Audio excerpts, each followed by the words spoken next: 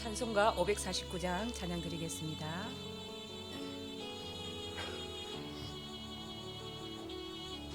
찬송가 549장입니다.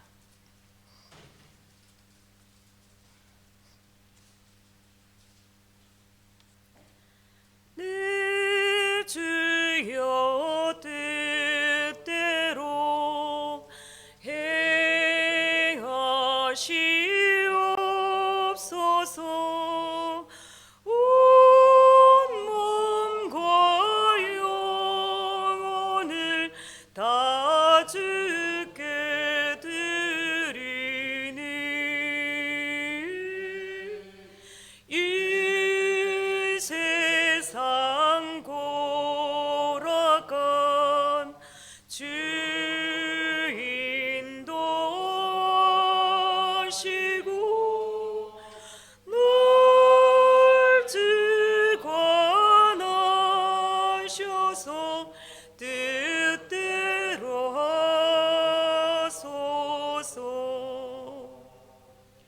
내 주여 뜻대로 행하시옵소서. 큰 근심 중에도 낙심케 마소서.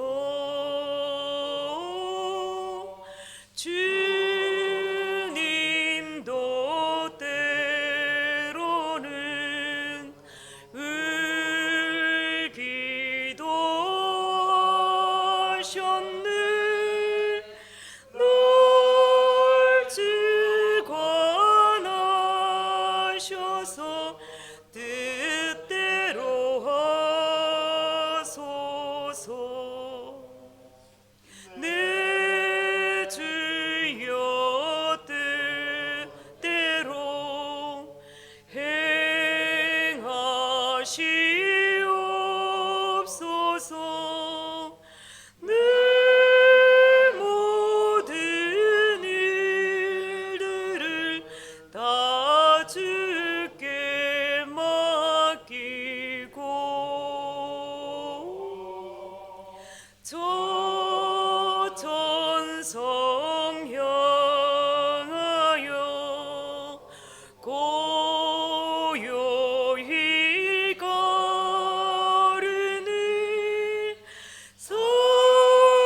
살든지 죽든지 뜻대로 하소서.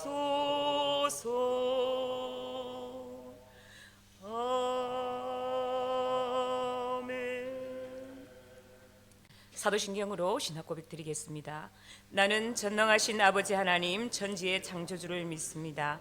나는 그의 유일하신 아들 우리 주 예수 그리스도를 믿습니다.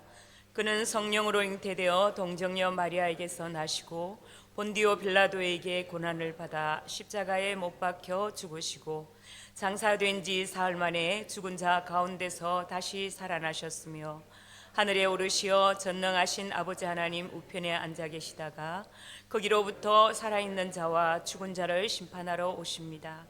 나는 성령을 믿으며 거룩한 공교회와 성도의 교제와 죄를 용서받는 것과 몸의 부활과 영생을 믿습니다. 아멘.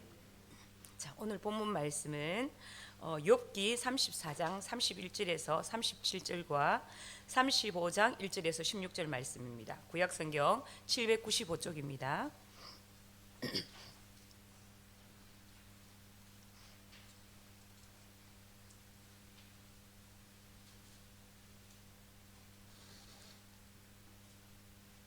네, 다 찾으신 줄 알고 성경을 한 절씩 교독하도록 하겠습니다.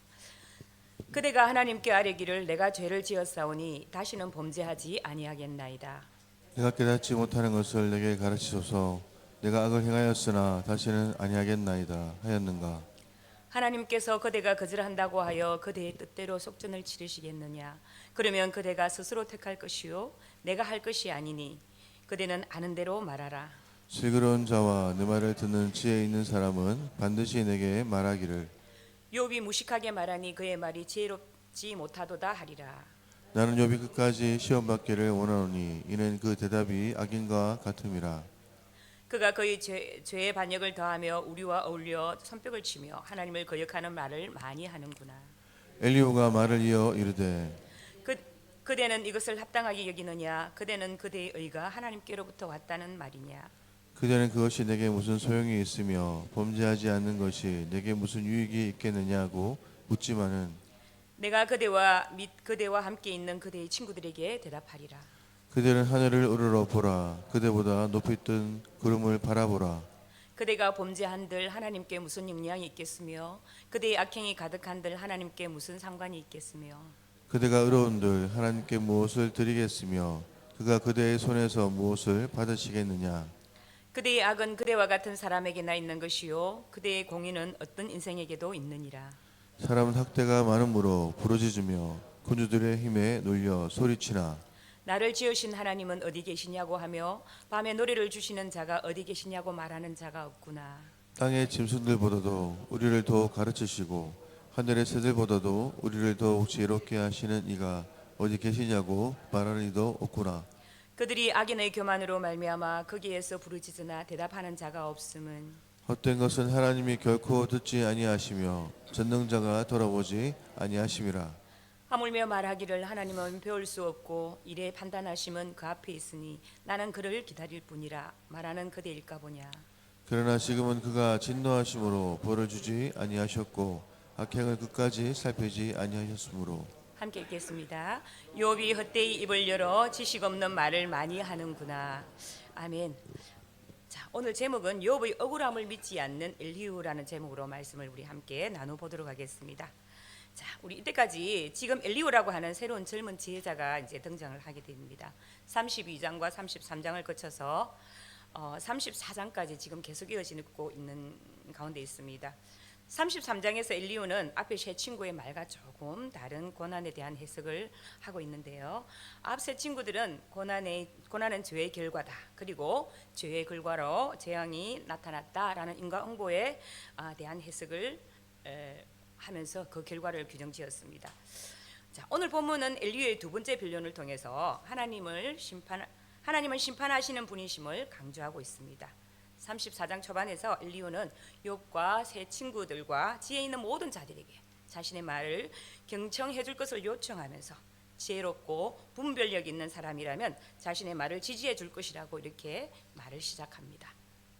그리고 욥의 말은 무식한 소리였고 터무니없는 말에 불과했기 때문에 반드시 조사를 받아야 한다고 주장을 하고 있습니다. 욥은 자신의 죄를 인정하지 않는 죄, 하나님께 반역한 죄, 하나님의 말을 모독하는 죄를 범했다고 이 엘리후가 확신을 합니다. 엘리후는 하나님은 완전히 의로우신 분이시기 때문에 불의가 없으시고 전능자이시기 때문에 실수가 없으신 분이시라 하나님의 심판도 온전함을 강조하고 있습니다. 그래서 하나님의 심판이 사사로울 수도 없고 불확실할 수도 없으며 사람에 대해서 완벽하게 알고 계시기에 모르고 심판하는 일은 더더욱 없으시며 하나님의 심판은 지체가 되는 것 같아도 꼭 하신다는 것을 이렇게 말을 하고 있습니다. 엘리후가 볼 때 욥은 혹시 내가 모르는 죄가 있습니까? 가르쳐 주십시오 라는 태도로 하나님께 나아가야 되는데 그렇게 하지 않았다고 책망을 하고 있는 것입니다. 자, 욥이 회개하지 않고 자신의 재앙을 당한 이유만 말해달라고 요청하고 있다고 이렇게 비난을 합니다. 그렇게 욥이 회개하기를 거절하고 하나님께 억울하다는 호소만 하고 있다면 하나님께서 욥의 그런 기도를 듣고 구원을 베풀어 주시겠냐고 이렇게 묻습니다. 자, 그러면 회개를 할지 말지는 욥이 결정할 문제이니 어떤 생각을 하고 있는지 말해달라는 것입니다. 32절 내가 악을 행하였으면 다시는 그리 하지 않겠나이다 라고 말한 적이 있습니까? 라고 이렇게 엘리후가 묻게 되죠. 욥이 하나님께 억울하다고만 했지 회개를 하지도 않았고 혹시 자기에게 악이 있다면 악을 행하지 않겠다는 고백도 하지 않았다면서 엘리후가 욥을 조롱하는 그런 비난을 이렇게 하고 있는 것입니다. 자, 여러분 사람은 다 똑같습니다. 사람은 다 이와 같죠, 그죠? 사람은 다른 사람의 형편과 사정을 제대로 이해하려 주지 못합니다. 우리는 엘리오만큼은 요업의 친구들과 달리 요업의 형편과 사정을 헤아릴 수도 있을 것이라고 생각할 수 있지만 사실 인간은 다 이와 같습니다. 인간은 근본적으로 다른 사람의 형편과 사정을 헤아려주지 못하는 그런 존재입니다. 인간은 눈으로 보이는 것과 그리고 들리는 것밖에 할 수 없는 유한한 존재입니다. 그래서 사람들로부터 오해와 비난을 받더라도 우리가 신앙인들은 지나치게 낙심하거나 절망해서는 안 된다는 것이죠. 우리는 사람들이 우리의 형편과 사정을 헤아려 주지 않고 오해하며 비난할 때 하나님께로 나아가서 하나님 앞에 기도로 호소해야 합니다. 자, 재난을 당하기 이전에 요업의 근동 지방에서 아주 이렇게 큰 사람으로 늘 이름을 떨쳤고 또 하나님께서 요업의 믿음을 크게 칭찬하셨다는 것을 모르고 있던 엘리야는 이런 극한 고통 속에 있는 설교하는 요업의 외침을 듣고는 요업처럼 무식하고 지혜 없는 자가 세상에 또 어디 있느냐고 이렇게 요업을 조롱합니다. 요백에 하나님을 향한 경건한 모습도 없고 하나님 앞에서 자신을 돌아보는 겸손한 태도도 없다는 것입니다. 그저 무식한 사람처럼 고래고래 하나님께 소리만 치고 있다는 것입니다. 자기 잘못은 생각하지 않고 하나님께 억울함만 호소하고 있다는 것이죠. 엘리야는 이런 방식의 기도는 백날 해도 아무 소용이 없다는 투로 욥을 조롱하고 있습니다. 엘리야는 말 몇 마디로 욥의 인생 전체를 평가해버리고 맙니다. 36절 말씀을 보면 엘리야는 욥이 자신의 잘못을 인정할 때까지 벌을 받아야 한다고 말을 하고 있습니다. 엘리야는 욥이 여전히 하나님을 대적하며 그 대답이 악인들의 대답과 같으며 자신과 친구들의 충고를 전혀 귀담아 듣지 않기에 마땅히 이런 벌을 받아야 한다고 말하고 있습니다. 엘리야가 볼 때 욥은 지독히도 교만한 사람이며 패역한 사람이며 반업체한 사람입니다. 그래서 더 혹독한 고난과 고통을 당한 후에나 그것이 꺾일 것이라고 생각하고 있습니다. 자, 이 말을 들은 욥의 심정은 어떻게 했을까요? 엘리야는 욥의 고난을 위로하기는커녕 자신의 지식적 논리와 합리화로 친구를 극한 상으로 몰아넣고 있는 것입니다. 엘리야가 하나님에 대한 열심을 가지고 욥을 충고하기는 했지만 그것이 잘못된 지식에 근거한 것이기에 욥을 더 고통스럽게 만들었습니다. 자, 우리는 사람을 겉모습만 보고는 그 사람은 잘 모릅니다. 무지막지하게 생긴 사람도 사실은 그 마음 가운데 따뜻한 마음을 가진 사람일 수도 있고 또 선하게 생긴 사람도 사기꾼일 수도 있습니다. 그래서 우리는 겉으로 나타난 것만으로 사람을 함부로 판단해서는 안 되겠지요. 사람에 대한 판단은 전적으로 하나님께 있습니다. 세상 법칙으로야 어떤 사람이 범죄한 사실이 명백하면 처벌을 할 수가 있지만 그 사람 자체에 대한 판단은 하나님께 맡기고 우리는 모든 사람을 이렇게 선으로 대해야 합니다. 이것이 예수님의 마음을 품은 사람의 모습입니다. 35장 엘리야의 3차 변론을 이제 다루고 있습니다. 그는 욥이 자신의 의를 주장하다가 하나님의 의를 부정하는 것은 잘못이라고 책망을 합니다. 그러나 엘리야는 지나치게 하나님 의를 주장하다가 욥을 죄인으로 몰아넣었습니다. 오늘 말씀에도 엘리야는 욥을 깊이 이해하시는 인격적인 하나님을 알지 못하여 욥을 정죄하고 있습니다. 엘리야는 정말 자신의 말을 합당하게 여기느냐, 그대가 주장하는 의가 정말 하나님께로부터 왔느냐라고 물으며 욥을 지적하고 있습니다. 그는 계속해서 하나님의 부당성과 자신의 의를 주장하는 욥에 맞서서 하나님의 의로우심을 논증하려고 하고 있습니다. 자, 그러므로 여기서 그는 하나님과 인간의 무한한 차이, 곧 하나님의 총을성을 이야기하면서 엘리야는 하늘 아래 어떤 피조물이 하나님 앞에 자신의 의로움을 주장할 수 있는가라는 욥의 주장에 대한 반문합니다. 즉 자신의 삶을 근거로 하나님 앞에 나아갈 수 있다고 하는 자가 자기 의를 주장하는 것 자체가 잘못이라는 것입니다. 두 번째는 우리의 의가 가능하다고 하더라도 자신의 의나 또는 불의가 하나님에게는 아무런 상관이 없다는 것입니다. 즉 하나님은 우리의 삶의 어떤 내용들을 필요로 하시는 분이 아니라는 것이죠. 그렇기 때문에 내가 하나님 앞에 이렇게 살았는데 내가 아무런 유익을 주지 못한다고 말하는 욥의 두 번째 주장 역시 받지 않다는 것입니다. 이런 엘리야의 주장은 옳은 부분도 있고 그런 부분도 있습니다. 옳은 것은 그의 주장처럼 우리는 하나님 앞에 우리의 삶을 근거로 나아갈 수 없다는 것입니다. 우리가 얼마만큼 선하고 의로워야지 내가 하나님 앞에 내 의로 나아갈 수 있다고 할 수가 있을까요? 율법의 기준에 그러한 삶은 우리 삶에 불가능하기에 누구라도 자신의 삶이나 의를 근거로 하나님 앞에 나아가는 것은 잘못이라는 것입니다. 두 번째, 하나님은 우리 어떤 것도 필요로 하시는 분이 아니시기에 우리의 선이나 열심, 헌신을 근거로 해서 하나님의 어떤 것을 요구하는 것 역시도 잘못이라는 것입니다. 우리가 하나님 앞에 완전할 수 없다면 그러한 삶으로 하나님 앞에 어떠한 것을 구하는 것 자체가 옳지 않은 것입니다. 자, 그러나 엘리야의 주장에서는 관과한 것이 있다면 이러한 하나님이 사랑의 하나님이시라는 것입니다. 공의의 하나님은 모든 것을 심판하시며 스스로 충분히 영광스러운 하나님께서 우리를 사랑하셔서 이러한 죄인을 우리들과 언약 관계를 맺으시고 언약 당사자인 우리가 부족하고 또 불순종하고 그럼에도 불구하고 하나님의 의로 그것을 덮으심으로 구원하시기를 기뻐하셨다는 것입니다. 하나님은 어떠한 법칙이나 원리가 아니라 인격적인 분이십니다. 그 하나님께서 우리를 사랑하셔서 우리의 삶이나 행위가 아닌 오직 십자가의 사랑에 근거해서 믿음으로 은혜로 하나님 앞에 나아가게 하셨고 그 은혜를 받아 우리가 누리게 되었습니다. 우리가 우리 자신을 돌아보며 하나님 앞에 나아갈 어떠한 의도 우리 자신에게 없음을 인식하고 또 하나님의 사랑으로 인한 전적인 은혜를 이루어지는 구원과 삶임을 고백하고 또 하나님께만 영광 돌리기를 원합니다. 혹여나 우리 자신의 의를 주장하는 모습이나 아니면 우리 자신의 연약함으로 하나님께 나아가기를 주저하는 모습이 있었다면 십자가의 사랑으로 십자가의 그 은혜를 힘입어 하나님 앞에 담대히 나가는 우리가 되시기를 간절히 원합니다. 인간의 행위는 하나님께 아무런 영향도 끼치지 못하지만 자신의 행위의 열매를 먹습니다. 엘리후가 말하기를 6절과 8절 말씀을 보면 6절에 사람이 죄를 지었다고 한들 하나님께 무슨 영향이 있겠으며 죄가 아무리 큰들 하나님께 무슨 관계가 있겠느냐라고 말하고 있으며 7절에서는 인간의 의로운 일을 한다고 해도 그것은 하나님께 아무런 유익이 되지 않는다라고 말하고 있습니다.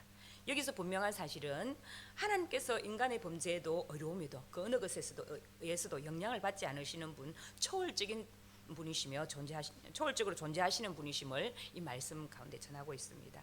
하나님은 홀로 계시며 그 존귀와 영광은 무한하심으로 인간이 어떤 죄를 범하더라도 하나님께 전혀 영향을 줄 수 없다는 것입니다. 인간의 죄가 아무리 가득하고 충만해도 하나님의 거룩하심은 아무런 해도 받지 않는다는 것입니다. 이는 인간의 의로운 행위에서도 마찬가지로 사람이 선행을 하고 의로운 일을 하는 데는 사람들에게 잘 보이기 위한 것과 영향을 미치고 싶은 마음 그리고 하나님에게도 잘 보이고 싶은 마음이 깔려있기 때문일 수도 있습니다. 그러나 우리는 아무리 크고 위대하고 어렵고 선한 일을 했더라도 그것이 마치 하나님의 마음을 감동시켜서 다른 보상이라도 얻을 것처럼 착각해서는 안 된다는 것이죠. 사람들에게는 어느 정도 감동을 주고 영향을 끼칠 수가 있겠지만 하나님께는 그렇지 않다는 것입니다. 하나님은 그 어떤 존재, 그 어떤 일에 의해서도 영향을 받아 그 뜻을 꺾으시거나 흔들리시는 분은 결코 아니십니다. 만일 하나님이 우리 행위에 따라서 영향을 받으시는 분이라면 그분은 우리의 구원자도 되지 못할 것입니다. 하나님은 최고의 자리에 계시는 분이시고 인간 세계에서도 최고의 권좌에 앉아 있으면서 다른 사람이 감히 도전하거나 넘볼 수 없습니다. 그런데 이 세상을 창조하시고 홀로 주관하시는 하나님은 우리의 상상을 초월하시는 분으로 우리의 생각이 미칠 수 없을 만큼 위대하시며 최고의 자리에 계시는 분이십니다. 자, 그러므로 그 어떤 존재도 그 어떤 사건도 하나님의 위치를 흔들거나 제어하지는 못하는 것입니다. 인간이 하나님을 모독한다고 하나님의 영광이 훼손되는 것이 아니며 반대로 인간이 하나님께 영광을 돌린다고 하나님 더 영광스럽게 되는 것도 아니라는 것이죠. 인간의 행위는 하나님의 존재에 아무런 영향도 미치지 못하며 하나님은 인간의 행위와 관계없이 그 존재에서나 영광에서나 언제나 동일합니다. 그러나 인간의 행위는 오직 인간에게만 영향을 미칩니다. 그래서 자신의 의로 의의 열매를 거두고 악으로 악의 열매를 거두는 것입니다. 하나님은 당신 스스로 일을 하십니다. 하나님은 우리를 도구로 사용하실 수는 있지만 그것은 인간의 도움이 필요해서가 아니라 인간으로 하여금 하나님의 영광스러운 일에 동참할 기회를 주시기 위한 뿐입니다. 시편 148편 13절 말씀에 여호와의 이름을 찬양할지어다 그의 이름이 홀로 높이시며 그의 영광이 땅과 하늘 위에 뛰어나심이로다 라고 말씀을 하고 있습니다.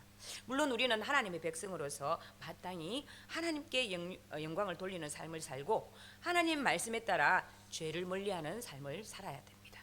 그리고 사람은 누구나 자기의 믿음과 자기 행위의 열매를 따먹는 것입니다. 8절 말씀을 보면 인간이 행하는 악행과 선행은 결국 자기 자신에게나 영향을 미친다라는 사실을 강조하고 있습니다. 이는 욥의 고난이 결국은 그의 의의 악의 열매라는 사실을 말하고 있는 것인데, 물론 이 말은 욥에게 잘못 적용된 것이긴 하지만 인간의 선악이 자기에게 영향을 미친다는 것은 사실입니다. 인간의 선행이나 악행은 사실 다른 사람보다 자기 자신에게 더 큰 영향을 미칩니다. 악을 행하는 사람은 그 악행이 자기와는 무관하다고 여길지 모르지만 궁극적으로 보면 그 악은 자기 자신에게 큰 해를 끼치게 되는 것입니다. 9절과 11절 말씀을 보면 엘리후는 다시 주제를 바꿔 이야기하고 있습니다. 사람이 사는 세상에는 불의가 있습니다. 그리고 연약한 자는 학대를 받아 부르짖습니다. 군주들의 힘에 눌려서 소리칩니다. 학대받은 상황에 고난받는 자들이 도움을 부르짖어도 하나님이 돌보지 않을 때가 있습니다. 그들은 하나님의 불의한 분이라고 원망할 수 있는 것처럼 보입니다. 그러나 엘리후의 대답은 다릅니다. 엘리후는 그들이 밤에 노래를 주신 하나님을 찾지 않는다고 이렇게 말합니다. 하나님은 사람들의 근심이 사무치는 밤중에 노래를 주심으로 고난을 이길 수 있는 힘을 주십니다. 우리는 밤에 노래를 주신 하나님을 찾고 하나님을 노래해야 합니다. 우리는 고난 속에서도 힘을 주시는 하나님을 찾고 찬양해야 합니다. 엘리후는 사람들이 땅의 짐승들이나 하늘의 새보다 우리를 더 지혜롭게 가르치시는 하나님을 찾지 않는다고 합니다. 하나님은 우리 땅의 짐승들 이상으로 사랑하시고 가르치십니다. 짐승들이 자기들의 고통을 부르짖는 것을 통해 인간들도 하나님께 도움을 구해야 할 것을 깨닫게 하십니다. 사람들은 고통 속에서 하나님의 섭리를 믿고 힘을 얻어서 도리어 노래를 부름으로써 하나님께서 주시는 기쁨을 우리가 누릴 수 있어야 합니다. 자, 오늘 부른 찬송가 431장은 이 내용을 잘 알고 계시는 분도 있겠지만 찬송가의 작사자인 벤자민 슈몰크라는 독일 루트교회 목사님이 계셨습니다. 그분은 독일에서 넓은 농촌교회의 교구를 맡아서 이렇게 벅찬 목회 업무와 또 카톨릭 교회의 무수한 핍박 가운데서 가로로 쓰러져 중풍에 걸려 거동이 불편한 중에도 최선을 다해서 목회를 하였습니다. 그런데 어느 날 그가 먼 거리에서 교우집을 신방하고 돌아오는 길에 보니까 집과 교회가 불이 타고 있는 것입니다. 그리고 불탄 가운데 두 아들이 부둥켜 안고 껴안은 채로 다 죽어 있었습니다. 그때 그는 아들들의 시신을 부둥켜 안고 울면서 무릎 꿇고 조용히 기도했습니다. 이때에 기도 내용이 바로 이 찬송시라고 전해집니다. 이 상황 가운데, 극한 상황 가운데서도 하나님께 무릎 꿇고 기도했던 이 수몰크 목사는 이런 비운 속에서도 많은 찬양들을 900편이 넘는 찬양시를 지었다고 합니다. 성도 여러분, 하나님은 이 땅에서 고통당하고 눈물 짓는 하나님의 백성들을 위해서 다시는 눈물과 고통 없는 영원한 기쁨의 나라를 예비해 놓으셨습니다.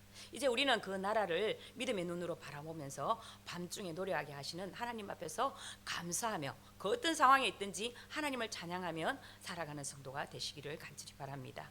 12절에서 14절 말씀에 과연 욥은 헛되게 부르짖고 있는 것인가 이렇게 한번 돌아보면 우리가 기도해도 하나님이 응답하지 않을 때가 있습니다. 악인은 교만으로 부르짖어도 하나님은 응답하지 않으십니다. 고난받는 거기서 부르짖으나 대답하는 자가 없습니다. 고통을 당하고 부르짖는 바로 그 순간에 하나님은 대답지 않습니다. 엘리후는 의로우신 하나님께서 이런 부르짖음에 대해 아무런 응답을 하지 않으시는 이유는 그들의 부르짖음이 헛되기 때문이라고 하며, 헛된 부르짖음은 하나님께서 듣지 않으신다고 합니다. 하지만 엘리후가 욥의 부르짖음 일체를 단순히 헛된 것으로 단정하는 것은 다소 무리가 있습니다. 엘리후는 압박받는 자들이 자신들의 공경을 해결하기 위해 하나님을 이용하려는 태도는 하나님을 속이는 것이라고 합니다. 하나님은 당연히 그 부르짖음에 응답하시지 않고 아예 관심조차 두시지 않는다고 말합니다. 엘리후는 하나님의 판단을 호소하며 기다리는 욥의 태도가 거짓되다고 공박합니다. 욥은 괴로울 때 하나님의 말씀을 찾았고 기도하였습니다. 진심을 토하였습니다. 그런데 엘리후는 왜 욥이 하나님을 이용하였다고 이렇게 말을 하고 있을까요? 왜 그는 잘못 판단하고 있을까요? 그는 하나님 응답하지 않는다는 것에 기초하여 욥이 기도하지 않는다고 판단하고 있습니다. 그의 섣부른 판단을 하고 있는 것이죠.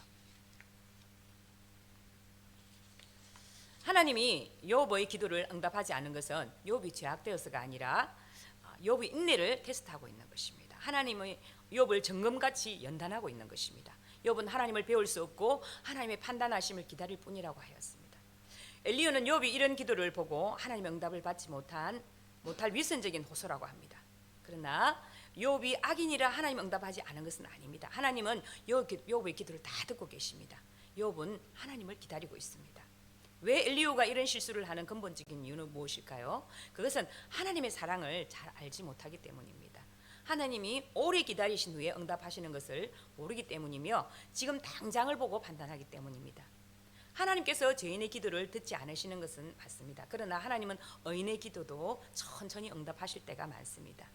엘리후는 욥의 인내가 소용없고 하나님이 욥에게 더 벌을 내리시기를 원한다고 합니다. 그는 인격적인 하나님을 놓치고 있습니다. 우리는 어떤 고난 때에도 우리를 사랑하시고 인격적으로 대우하시며 복 주시는 하나님을 인내하며 기다려야 합니다. 15절을 보면 엘리후는 하나님이 욥에게 벌을 주지 않고 악행을 끝까지 살피지 않으셨으므로 욥이 지식 없는 말을 많이 한다고 이렇게 말을 합니다. 지금 하나님이 욥의 분노에 대하여 벌을 주시지 않았기 때문에 욥은 그 입을 열었다고 합니다. 하나님께서 욥의 하나님에 대한 교만의 죄에 대해 징벌을 하지 않으셔서 욥이 자신의 의를 주장하고 있다고 합니다. 욥이 헛되이 입을 열어서 지식 없는 말을 한다고 합니다. 욥이 자신의 결백을 주장하는 말이 엘리후에게는 헛되고 어리석은 말로 여겨졌습니다. 엘리후는 욥이 하나님의 공의로우심이 어떤 것인가를 알지 못하는 무지에서 결백을 주장한다고 지적합니다. 15절에서 하나님께서 이러한 무지한 자의 소행에 대해 아무런 관심도 두지 않으셨다고 말합니다. 엘리후는 욥에게 내린 징벌 외에 남은 징벌을 내리지 않아서 욥은 더욱더 하나님을 공격하고 있다고 합니다. 그는 하나님이 지금까지 심판한 것이 부족하여 악한 욥에게 더 심판하실 것이라고 이렇게 이야기합니다. 자, 성도 여러분, 초월적인 하나님 참으로 인간의 생각이나 상상을 초월하여 이 세상을 섭리해 가십니다.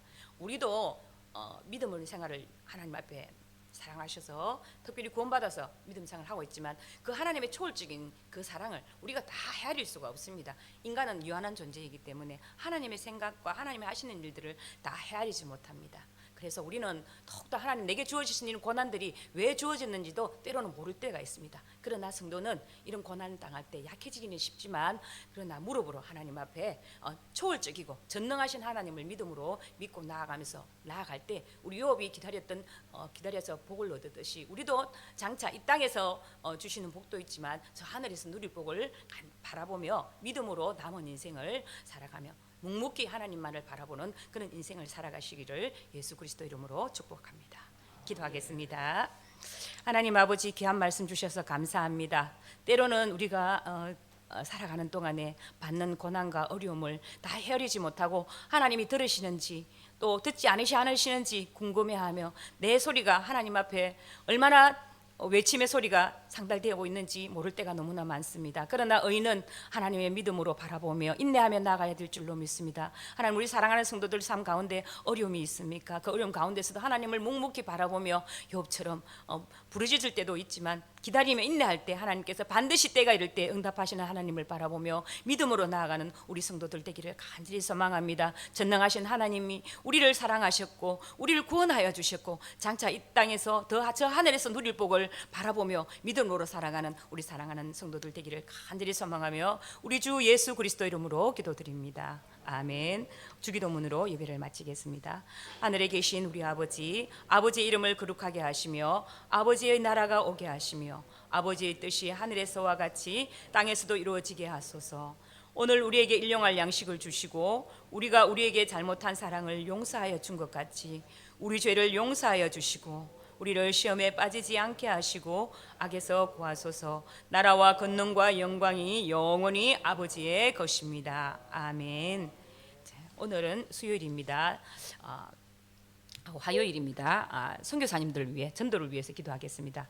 우리가 파송한 선교사들을 선교사님들과 본 선교사 국내 개척교회 및 기관 선교를 위해서 그리스도의 사랑으로 지역사회를 섬기며 복음의 능력으로 전도의 사명을 감당하는 교회 되게 하소서. 우리 교회가 어떠한 상황 가운데서도 선교와 전도 구제하는 교회 사명을 잃지 않도록 새생명축제에 나왔던 영혼들이 이번 주에도 이렇게 한 명이 나왔습니다. 꾸준히 우리가 그분들을 기도하고 있으면 반드시 이 자리로 돌아오게 될 줄로 믿습니다. 하나님 인도하실 줄로 믿습니다. 우리 주일학교도 전도사에게도 불이 붙고 학교와 학교 전도를 위해가 일어나도록 우리 또 목요 전도 팀들이 잠깐 쉬고 있지만 우리 복음의 손길을 통해서 많은 영혼들이 주께로 돌아오도록 우리가 주여 외치고 한번 기도하겠습니다. 주여